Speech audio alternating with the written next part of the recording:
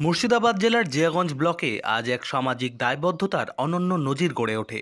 পশ্চিমবঙ্গ সরকারের স্বাস্থ্য ও পরিবার কল্যাণ দপ্তরের উদ্যোগে ব্লক প্রশাসনের সহযোগিতায় প্রায় 28টি প্রাথমিক বিদ্যালয়ের 6 থেকে 7 বছরের শিশুদের নিয়ে অনুষ্ঠিত হলো এক বিশেষ স্বাস্থ্য পরীক্ষা শিবির।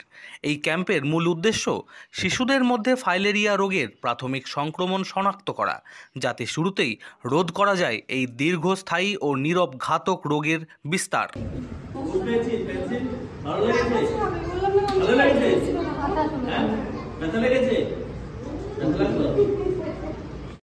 মাধবীগঞ্জ প্রাথমিক বিদ্যালয়ে সূচনা হওয়া এই ক্যাম্পে উপস্থিত ছিলেন সমষ্টি উন্নয়ন আধিকারিক মানস কুমার বাগ এবং ব্লক স্বাস্থ্য আধিকারিক আকাশ ব্যানার্জি।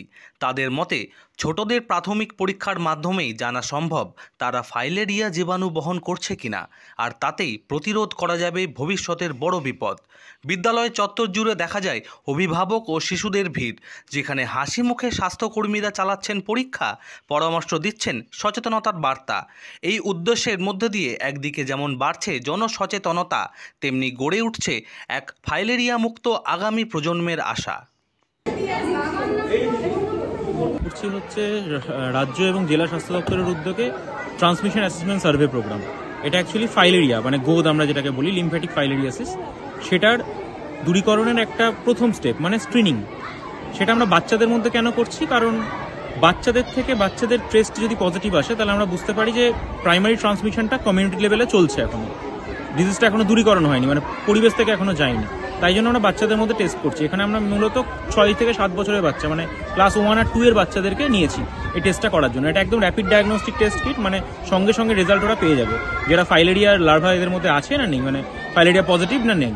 যদি হয় তাহলে সঙ্গে সঙ্গে ট্রিটমেন্টটা শুরু করা হবে, কারণ ফাইলেরিয়া রোগের মানে উপশমগুলো অনেক পরে, অনেক বছর পরে, প্রায় 8, 9, 10 বছর পরেও গিয়ে মানে বহিঃপ্রকাশ করতে পারে।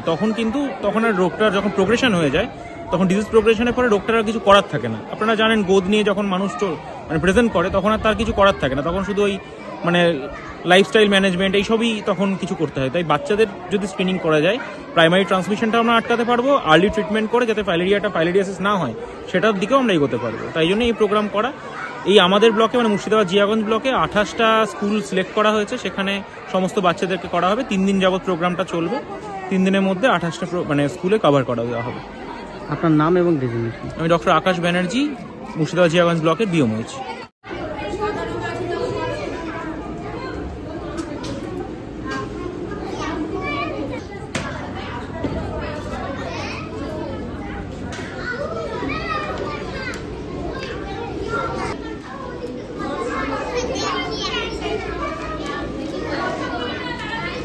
চিকেন খাচ্ছিস? তাহলে কি খাচ্ছিস? চকলেট?